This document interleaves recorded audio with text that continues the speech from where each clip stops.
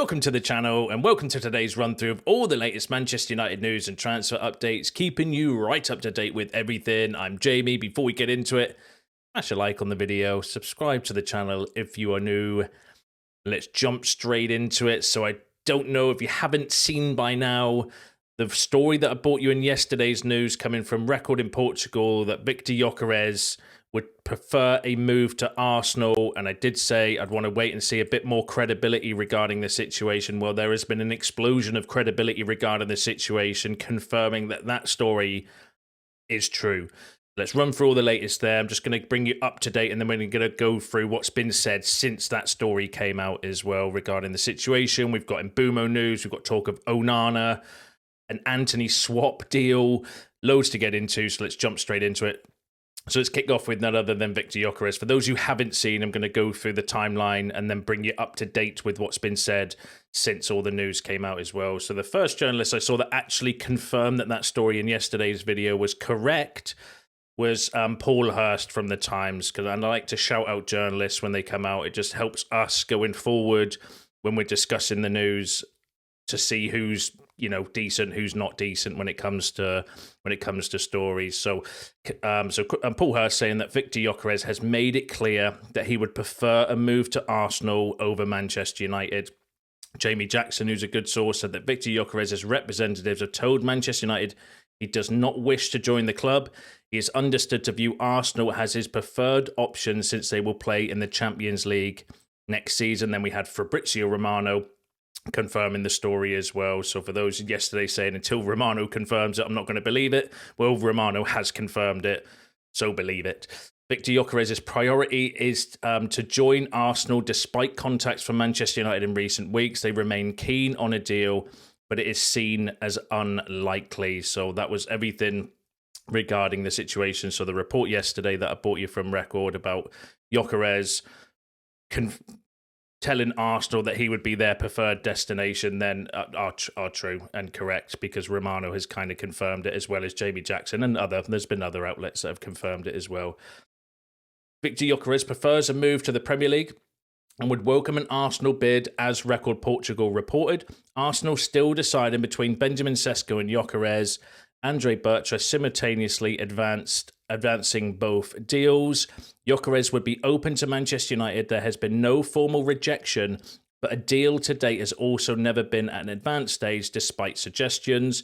United have not made any formal approach to Sporting. Swedish striker, one of several striker options discussed. For Man United, Gyökeres believes he'll still be allowed to leave Sporting for €70 million.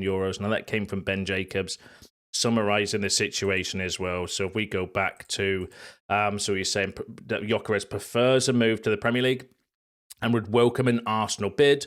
Arsenal still deciding between him and Sesko as they're working on both deals, but then also that Gyökeres would still be open to a move to United. So it's not a formal rejection, but he's given priority to Arsenal, is the way reading between the lines. Ben Jacobs summarised it there. Peter Hall, interestingly, said it appears Gyökeres favours Arsenal over Manchester United for obvious reasons.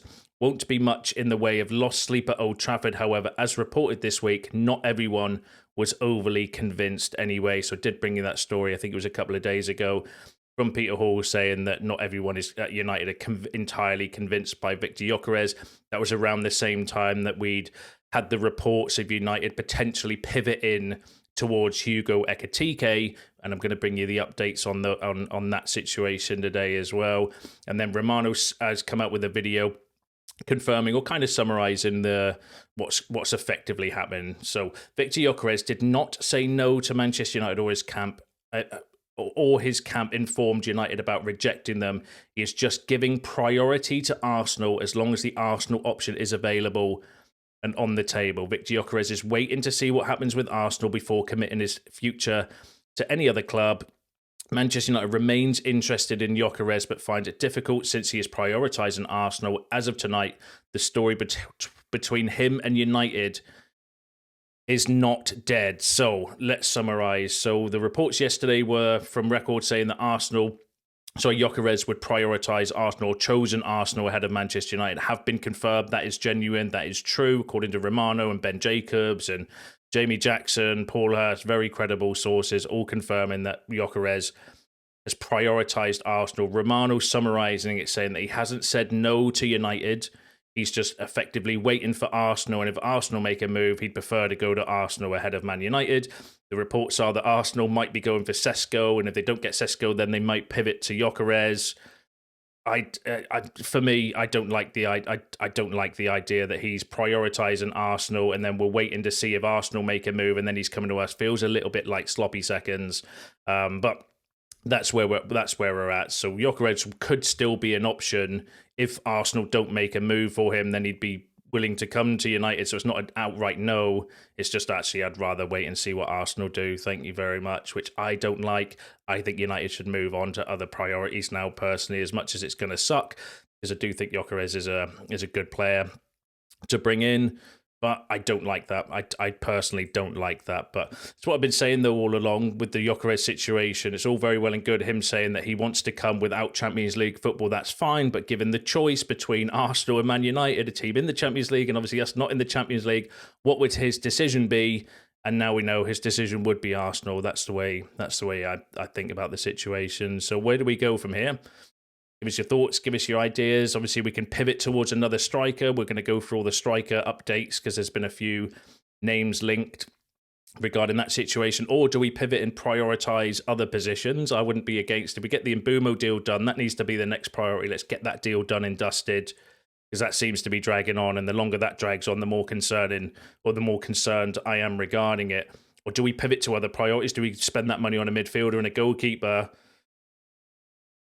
And other areas, who knows? We'll have to wait and see how it plays out, because we could still end up with Gyökeres as well, because he hasn't flat right refused us. It's just no, actually, I'd prefer to wait and see what happens with Arsenal. But then I don't like that personally. I think that goes against what Amarim said, what Omar Barada has said about only wanting players that want to come for United, not because of the competition we're in. And I think Gyökeres, that story is now proven that he's not necessarily interested in coming to United. He would prefer to go to play in a Champions League team. And I don't like that. I don't like that personally. But again, we could still end up with him. So we'll have to wait and see how it all plays out. Because if Arsenal go for Sesko, then where does that leave Gyökeres? I want us to just move on personally. And you know, decisions made. It is what it is. We'll take the L and we'll move on. But give us your shouts and give us your thoughts and opinions on the Gyökeres situation in the comment. It'd be really interesting to hear what you've got to say regarding that. Now, we're moving on. So the other player that we could be pivoting towards, and again, I did bring you this news the other day, a couple of days ago, I think it was from Florian Plettenberg, who was saying that United had made contact with Ekitike. I think that's genuine now as well, going off the recent reports. So Santi said that discussions between Ekitike's agent and Manchester United are more concrete in the last 2 days and are considered positive. Manchester United already talked with Frankfurt and know all the conditions for a potential transfer. The Mullick Mirror was saying that Manchester United are expected to ramp up their pursuit of Hugo Ekitike.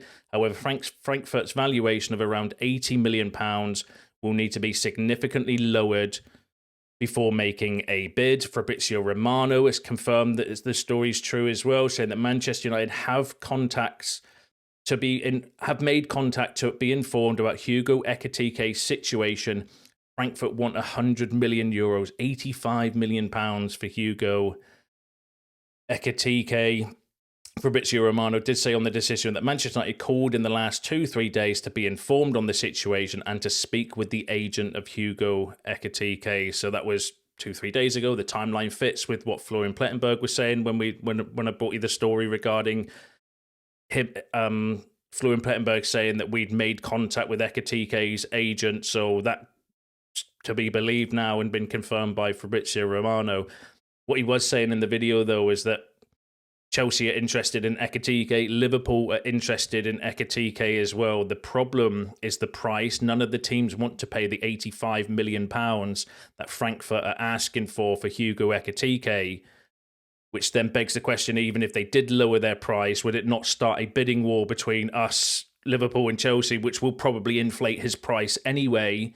And then what would Ekitike's preference be? Would he prefer Chelsea or Liverpool over Manchester United? Apparently he is a Manchester United fan, or he's done an interview in the past when he was asked what team he would want to play for, and he did say Manchester United in an interview. I'm seeing that online somewhere.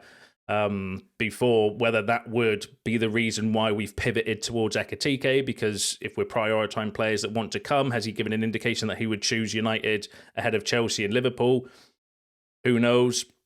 I have to keep an eye on it. I think it's a lot of money, though, to spend on a young, relatively inexperienced striker, and that would concern me. That is a massive outlay, £85 million for Ekitike.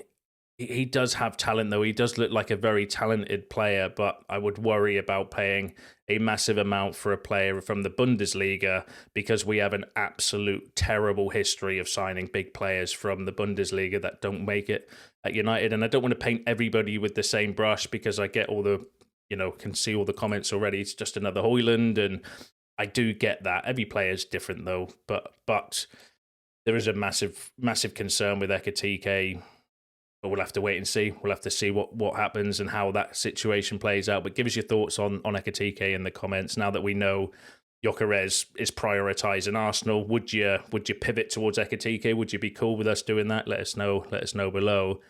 Now, the other striker we could be going for is Osimhen. So 8 clubs have contacted Viktor Osimhen in the last few days. Galatasaray, Juventus, PSG, Chelsea, Man United, Arsenal, AC Milan, and Real Madrid, interestingly. Osimhen in no rush to decide his future. Now, that came from Rudy Galetti, who's been fairly decent recently as well. Now, there's been another story this morning coming from Florian Plettenberg, which I haven't loaded, so give me 2 seconds. I haven't put the slide on.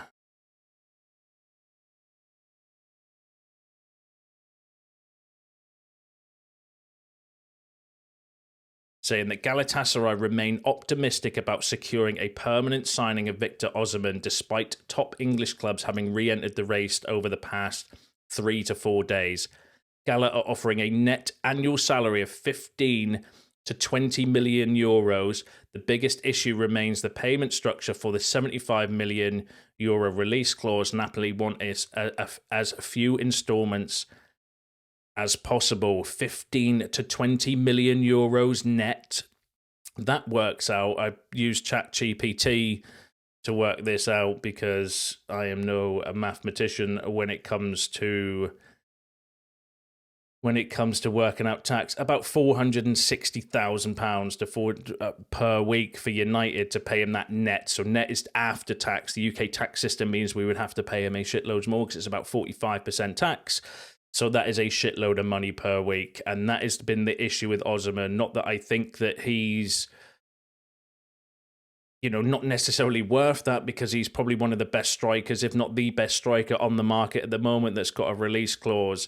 That completely shatters our wage structure. The highest paid player at the club is Casemiro. I think Casemiro, Rashford, and Bruno all around £300,000 a week. It might be a little bit less now with the penalty of not being in Champions League, when it's dropped down another 25%. But we're talking about smashing our wage structure for Viktor Osimhen, and I don't know if Ineos are going to want to do that. That's the concern with Osimhen. I think everything else around the deal makes sense. 75 million euros is probably about what we would pay for Gyokeres. It's less than what they're asking for Ekitike.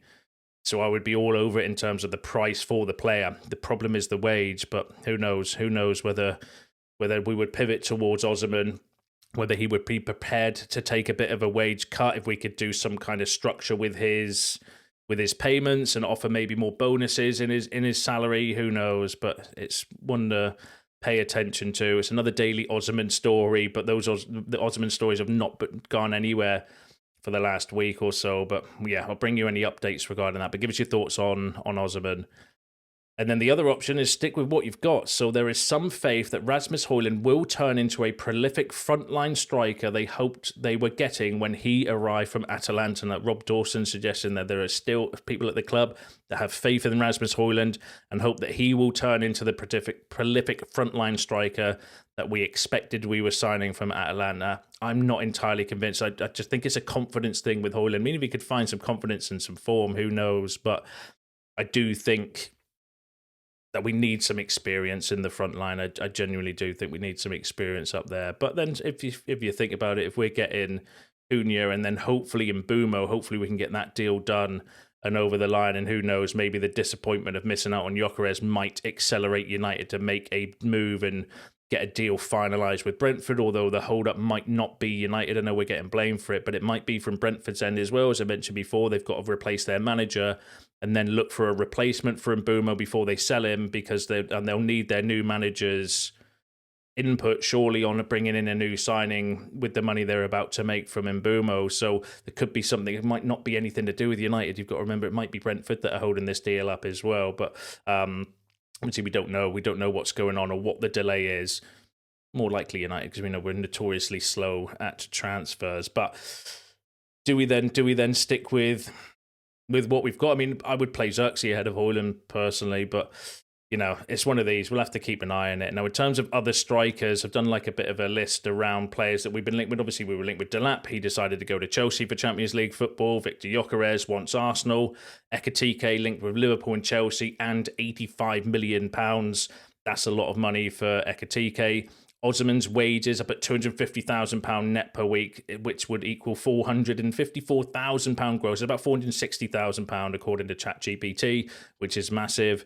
Sesko, Arsenal were linked with him. There's talk of £90 million fee for Sesko as well. Vlahovic we've been linked with, but he wants £200,000 a week and is a big red flag, in my opinion. Mateta is in apparent contract renewal talks with Crystal Palace, but whether we would be able to pivot and go for Mateta, who knows? Moise Kean was a player we were linked with. He's apparently rejected us, according to reports coming from Italy recently. Samu Agihawa is another player we've been linked with, but he's got an £85 million release clause and is young and inexperienced. And Jonathan David is another one that apparently wants United. United don't want him, but is asking for a £12 million signing on fee. So there's some of the alternative strikers that we've been linked with, and it's a nightmare, isn't it? Because we've already been rejected by two, and then the cost and the outlay for some of the others is massive, and they're the ones that we're mainly linked with as well, because I'm sure you'll have your say in the comments around potential other options. Like I wouldn't mind going for somebody like Ollie Watkins as a stopgap, or pivot in towards another area. Let's spend the money on a midfielder. If you can get a top quality midfielder that you want to replace Casemiro in the future, or to play alongside Bruno, if you're going to play Bruno in the midfield, and then a goalkeeper, maybe the wing back. Can we pivot and strengthen those areas this summer? Yes, it'll be annoying, but I think we're adding goals to the team anyway with Cunha and Mbeumo, that maybe you would get away with playing Xerxes or Cheeto or Højlund or someone just for this season if you start strengthening the other area. I think that wouldn't be a bad shout as well. But give us your options, give us your thoughts in the comments below. A lot to go through there. Now let's go through the rest of the news. So United wants Mbeumo, but will refuse to pay beyond Berardi's predetermined price point. Other options include Semenyo and Eze. So Rob Dawson saying that we still want Mbeumo, but we will not pay above what we've predetermined as the price point being for Mbeumo, which is alarming, because obviously that deal stalled, as I mentioned earlier. We don't know the reasons why. Is it Brentford asking for more money? Are they waiting because they want to get a replacement lined up first? Are we stalling because we don't want to pay what Brentford want? And we're like, well, this is our price point. Who knows what the sticking point is there? But Rob Dawson was saying that the message, though, is that any spending will have to be disciplined ahead of the season with no European football. But it has not been ruled out that Berardi, Hargreaves and Jason Wilcox could abandon their pursuit of top targets if valuations are deemed to be too high. So there is a concern that if the Mbeumo price goes too high, United are prepared to walk away. Now, good South American journalist has said that Bryan Mbeumo remains Manchester United's top attacking target. Brentford have set a price of over £55 million for the winger, and it's apparently the upfront cost that's still causing a bit of the sticking point. Brentford want like £60 million upfront with add-ons. United are not prepared to pay £60 million as an upfront cost. They want to do like 50 to 55 maybe, and the rest in add-ons, and that's what seems to be the sticking point. And then Ben Jacobs said that there is no formal bid for Bryan Mbeumo from Tottenham, but there has been verbal contact between the clubs. So Ben Jacobs confirming that Tottenham and Mbeumo's camp, Brentford, have been speaking. He hasn't rejected Tottenham, but he made it clear that his preference is Man United. So Mbeumo is a little bit similar like to the Gyokeres situation, where Mbeumo's given preference to United.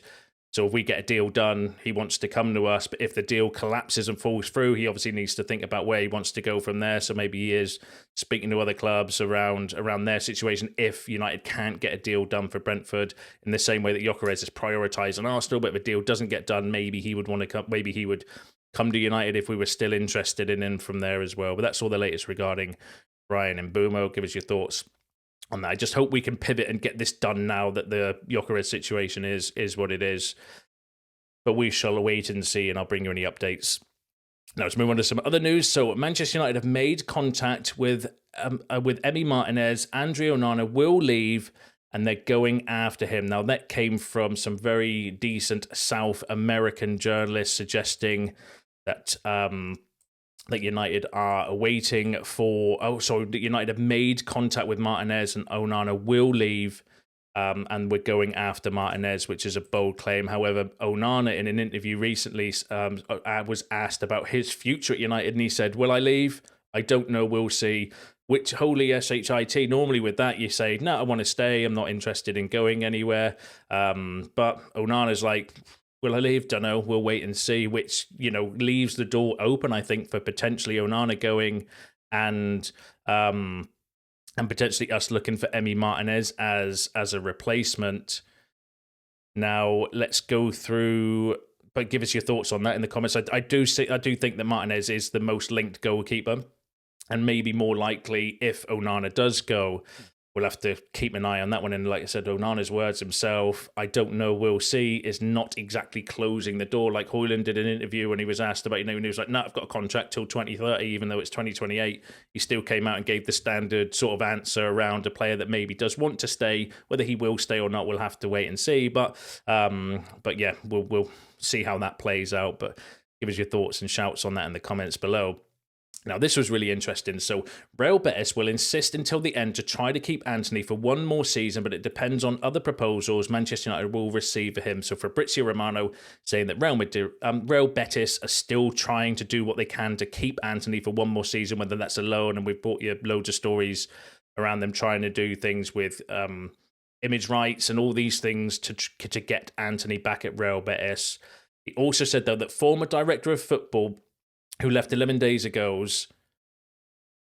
Guintoli, who left 11 days ago, was exploring a swap deal with Antony to Juventus and Douglas Luiz to United. Initial talks were held. Now, that would have been brilliant. I think that would have been a really good solution for the Antony situation and our midfield solution as well. A swap deal involving Antony to Juve and Douglas to United. I would have done that in a heartbeat. Douglas Luiz was already on United's list last January, but the deal didn't happen. Meanwhile, Antony is appreciated in Italy, and Juventus was open to discussing various deal structures, including a double loan with option clauses. So they would have loaned Antony with an option to buy. We would have loaned Luiz with an option to buy as well. I hope this comes back about. I like the idea of doing that.